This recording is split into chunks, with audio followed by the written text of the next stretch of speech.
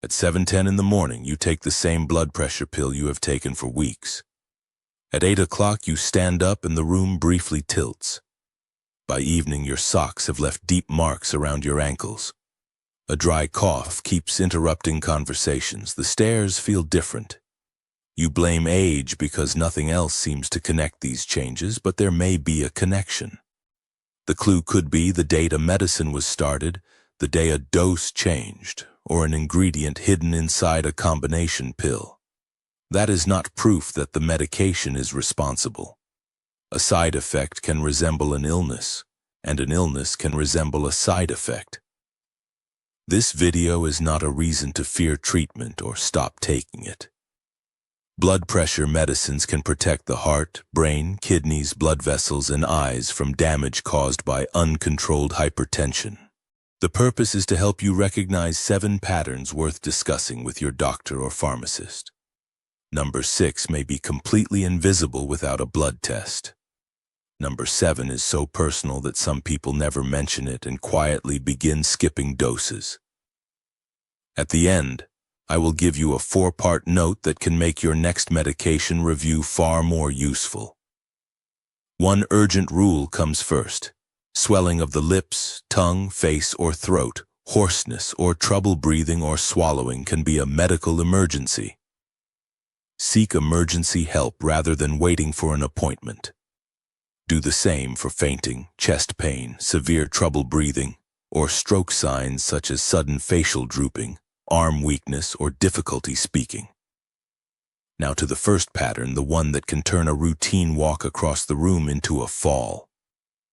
Side effect number 1 is dizziness or lightheadedness when you stand. Imagine sitting comfortably after breakfast.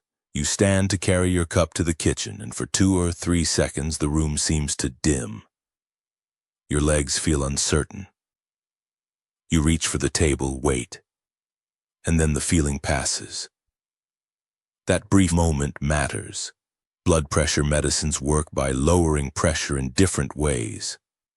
If the pressure falls more than your body can comfortably adjust to when you change position, you may feel lightheaded. This can happen with several medication classes, including diuretics, alpha blockers, beta blockers, ACE inhibitors, ARBs, and calcium channel blockers. The pattern may become more noticeable after a medicine is started, after the dose is increased, during hot weather, or when vomiting. Diarrhea, fever, or poor fluid intake leaves you dehydrated. Medication is only one possibility. An inner ear problem, anemia, an abnormal heart rhythm, dehydration, infection, low blood sugar, or another medicine may create a similar feeling. Even drugs not prescribed for blood pressure, including some sleep aids or prostate medicines, may add to the effect. The useful clue is timing. Did the dizziness begin after a new prescription or dose change? Does it occur mainly after standing, after a hot shower, after exercise, or a few hours after taking the pill? Have your home readings changed? Did you nearly fall, or did you actually lose consciousness? Write those details down. If you already monitor your blood pressure and pulse as part of your care plan, record the readings with the symptom. Do not perform a standing test alone if you feel unsteady. A clinician can check for a drop in pressure safely. And do not try to correct the problem by suddenly consuming extra salt or large amounts of fluid, especially if you have heart or kidney disease or have been told to restrict either one. Call your healthcare professional promptly if this keeps happening, interferes with walking, or begins after a medication change. If you faint, develop chest pain, severe shortness of breath, a new irregular heartbeat, or stroke-like symptoms, seek urgent care. The second pattern is visible, but appearance alone cannot tell you what it means. It can look frightening even when the explanation is treatable. Side effect number 2 is swelling of the feet and ankles. You put on your usual shoes in the morning and they fit normally. By late afternoon, the straps feel tight. Your socks leave deep marks. Both ankles look puffy, yet after a night in bed, the swelling may be smaller again. This pattern can occur with calcium channel blockers, especially medicines such as amlodipine, nifedipine, or felodipine. These drugs relax small arteries. In some people, that change in pressure allows fluid to move into tissues around the ankles and lower legs. Not all swelling has the same cause. Medication-related ankle swelling can resemble fluid retention from heart, kidney, liver, or vein problems. A blood clot can also cause swelling, with particular concern when one leg becomes suddenly swollen, painful, warm, or discolored. That requires urgent medical evaluation. Swelling accompanied by new breathlessness, chest discomfort, faintness, or rapid unexplained weight gain also deserves prompt attention. Instead of deciding what the swelling means by appearance alone, track the pattern. Is it on both sides? Is it worse in the evening? Did it begin after starting a calcium channel blocker or increasing the dose? Is there pain, redness, breathlessness, or a sudden change in weight? Then show that pattern to your doctor. Depending on the cause and your medical history, the clinician may consider the dose, the medication combination, or another explanation. Do not add a water pill, take someone else's medicine, or reduce your prescription on your own. If the swelling is caused by a calcium channel blocker, treating it is not always as simple as forcing more water out of the body. The third pattern is something another person may hear before you recognize it yourself. Side effect number 3 is a persistent dry cough. It may begin as a small tickle in the throat. There is no obvious cold, and sometimes there is little or no mucus. The cough appears during conversation, while watching television, or just as you are trying to fall asleep. Cough drops help for a few minutes, but the tickle returns. One medication class is famous for this pattern: ACE inhibitors. Common examples include lisinopril, enalapril, ramipril, benazepril, and captopril. These medicines are valuable treatments for many people, but they can cause a chronic dry, hacking cough in some patients. The cough does not always begin with the very first tablet, which is one reason the connection may be missed. Of course, a cough may also come from asthma, allergies, acid reflux, an infection, smoking, lung disease, heart problems, or another cause. A cough with fever, bloody mucus, chest pain, unexplained weight loss, severe breathlessness, or rapidly worsening symptoms should not be casually blamed on medication. Check the generic names on every prescription, including combination pills. One tablet may contain 2 different drugs, and the ACE inhibitor may not be obvious from the brand name. Write down when the cough began, whether it is dry or produces mucus, what time it is worst, and whether you started or changed an ACE inhibitor before it appeared. Then ask your doctor a direct question. Could this be related to my ACE inhibitor, and is another treatment appropriate for me? For some patients, a clinician may consider a different medication class, such as an ARB.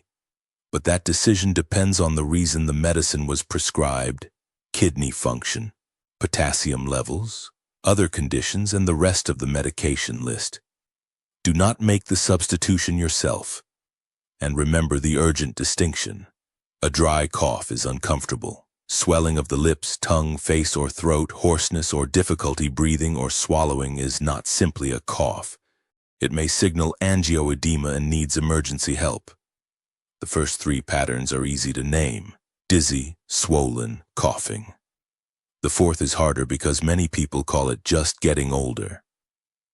Yet your pulse and the timing of the symptom may tell a more useful story.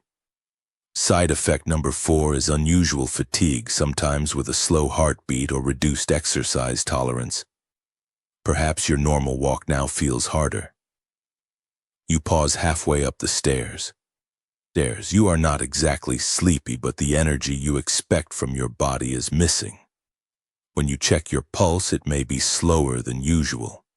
Beta blockers such as metoprolol, atenolol, bisoprolol, carvedilol, propranolol, and nebivolol lower blood pressure partly by slowing the heart and reducing how hard it works. Certain calcium channel blockers, particularly diltiazem and verapamil, can also slow the heart rate. These effects may be intentional and beneficial, especially when a medicine is being used for an abnormal rhythm, chest pain, heart failure, or another heart condition as well as blood pressure. But if the effect is stronger than your body tolerates, you may notice fatigue, weakness, dizziness, a slow pulse, or a change in your ability to exercise. Medication is not the only possible explanation. Anemia, thyroid problems, poor sleep, infection, depression, lung disease, heart failure, and physical deconditioning can all cause fatigue. That is why I feel tired is only the beginning of the report. Add the details that help solve the case. What activity became harder? When did the change begin? Is the fatigue present all day or strongest after the dose? What are your usual blood pressure and pulse readings, and what did you record during the symptom?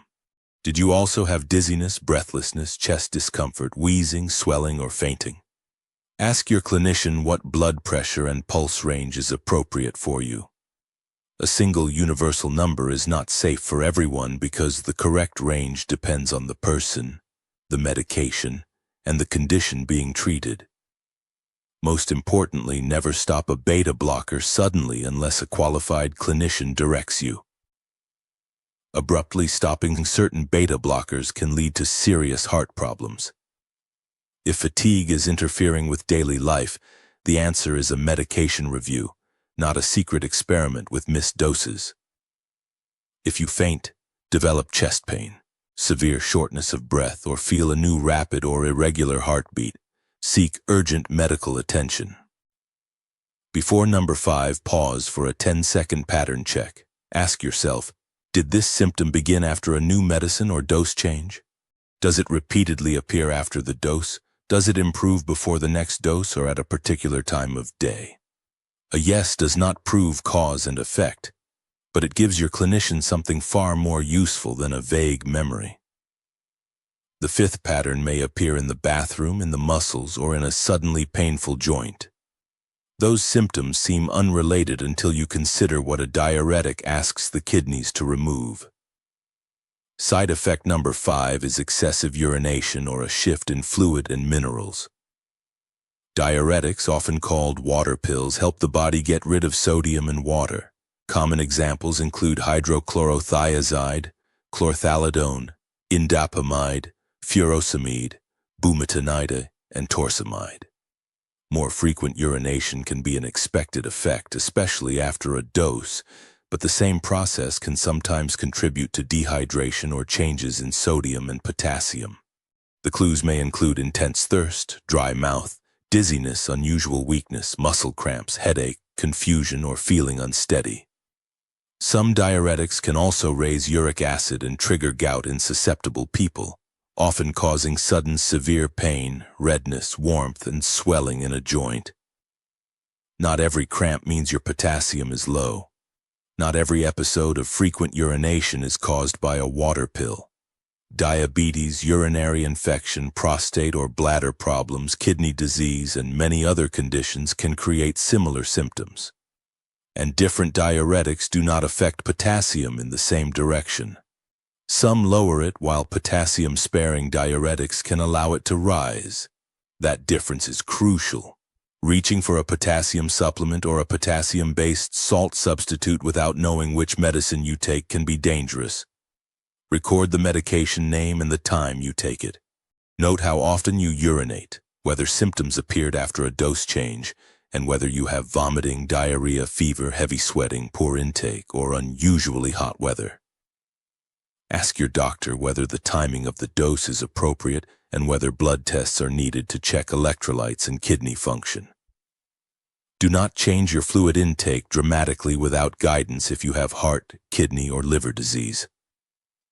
A plan that is safe for one person can be harmful for another. The 6th pattern is the quietest one in this video. You may feel perfectly normal while it develops. There may be no swollen ankle, no cough, and no dizzy spell. The evidence may exist only in a blood test.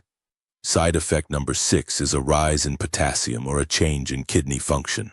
ACE inhibitors, ARBs, and potassium-sparing medicines such as spironolactone, eplerenone, triamterene, or amiloride can raise blood potassium in some people. ACE inhibitors and ARBs can also affect kidney function, which is why clinicians may order laboratory tests after starting treatment or changing a dose. This does not mean those medicines are harming everyone who takes them. Some of them have important heart and kidney benefits in the right patients. It means the treatment needs to be matched to the person and monitored appropriately. High potassium may not cause noticeable symptoms. When symptoms do occur, they can be vague, such as weakness, unusual tiredness, tingling, nausea, or a change in heartbeat. Those sensations cannot confirm a potassium problem. A blood test is what provides the answer.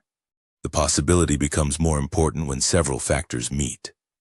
Reduced kidney function, dehydration, a potassium supplement, a salt substitute containing potassium, another medicine that raises potassium, or certain over-the-counter pain relievers such as ibuprofen or naproxen. Imagine a salt substitute sitting beside your dinner plate. The front may advertise less sodium while the ingredient list says potassium chloride. That product may be appropriate for some people, but it may matter greatly to someone taking an ACE inhibitor, an ARB, or a potassium-sparing medicine. This is why your doctor and pharmacist need the full list, not just the prescription bottles you consider important. At your next review, ask 3 questions. When should my kidney function and potassium be checked? Are any of my supplements, salt substitutes, or over-the-counter medicines unsafe with this prescription? And which symptoms should make me call sooner? Do not panic over a laboratory value you see in a patient portal, and do not stop the medicine before speaking with a professional. Results need to be interpreted in context. But do not ignore a request for follow-up testing either. Monitoring is part of the treatment, not an optional extra. Now we have reached number 7, the change many patients never place on the appointment list. They may feel embarrassed or assume nothing can be done. Some quietly skip doses before an intimate evening, never realizing that inconsistent treatment creates a different risk. Side effect number 7 is a change in sexual function. This may mean reduced desire, difficulty with arousal, difficulty getting or maintaining an erection, or another change that began after treatment was started or adjusted. Some thiazide diuretics and beta blockers are associated with sexual side effects. Spironolactone and some other medicines may also affect sexual function in certain patients. But the medicine is only one possible suspect. High blood pressure itself can damage blood vessels and affect circulation. Diabetes, heart disease, hormone changes, depression, anxiety, relationship stress, poor sleep, smoking, alcohol, and other prescriptions may also contribute. In other words, the symptom deserves a real evaluation, not shame and not an automatic verdict against the blood pressure pill. The most useful detail is the timeline. Was sexual function stable before the medicine? Did the change appear after a new drug or a higher dose? Is it consistent or occasional? Are there changes in energy, mood, sleep, or physical comfort as well? Tell your doctor plainly. You can say, since this medication was started, I have noticed a change in sexual function. Could the medicine, my blood pressure, or another condition be contributing? What safe options do I have? That single sentence can open a useful conversation. Depending on your health and the reason for the prescription, a clinician may review the dose, timing, medication class, other causes, or treatment options. Do not buy an unverified supplement or combine a sexual function medicine with your prescriptions without checking first. Some combinations, especially involving nitrate heart medicines, can cause a dangerous fall in blood pressure. The 7 patterns are complete, but the most valuable part begins now. Recognition without a clear report rarely solves the problem. Before your next appointment, create a simple medication side effect note. It needs only 4 parts. First, list the exact medication name, dose, and time you take it. Use the label, not the color or shape of the pill. Second, describe the symptom in specific language. Instead of, "I feel strange," write, "I become lightheaded for several seconds when I stand after breakfast," or "both ankles swell by evening and improve overnight." Third, write the timeline. When did it begin? Did a new medication, dose change, illness, hot day, supplement, or over-the-counter drug come before it? Fourth, include any blood pressure or pulse readings you already took safely, along with related symptoms such as fainting, chest discomfort, breathlessness, weakness, confusion, or a change in urination. Then bring every prescription, over-the-counter medicine, vitamin, mineral, herbal product, and salt substitute to the conversation. If carrying the bottles is difficult, take clear photographs of both the front label and the ingredient panel, or ask your pharmacy for a complete medication list. Your goal is not to prove that a pill caused the problem. Your goal is to help your healthcare professional distinguish among four possibilities: a known side effect, a dose that needs review, an interaction, or a separate condition that should not be missed. That turns a worrying symptom into a useful clinical conversation. And here is the most important message in this video. Do not quietly stop treatment because of a symptom. Uncontrolled high blood pressure can damage the brain, heart, blood vessels, kidneys, and eyes, often without warning. Many medication problems can be addressed, but only if your doctor or pharmacist knows they are happening. So remember the 7 clues: dizziness when standing, ankle swelling, a persistent dry cough, unusual fatigue or a slow pulse, fluid or mineral shifts from diuretics, hidden changes in potassium or kidney function, and changes in sexual function. If you recognize one, write down the pattern and arrange a medication review. If you have swelling of the face, lips, tongue, or throat, trouble breathing or swallowing, fainting, chest pain, severe breathlessness, or stroke symptoms, seek emergency help instead of waiting for an appointment. If one of these patterns surprised you, comment with the number only. You do not need to share any diagnosis or private medical details. But one mystery remains. What if your medicine is appropriate and the symptom record is accurate, yet the blood pressure number itself is wrong? In the next video, we will investigate how the cuff, the chair, your arm position, and what you did during the 30 minutes before a reading can distort the result. One small measuring mistake can change the number enough to begin an entirely different conversation. Until then, keep taking your medicine exactly as prescribed. Keep a clear record and let evidence, not fear, guide the next decision.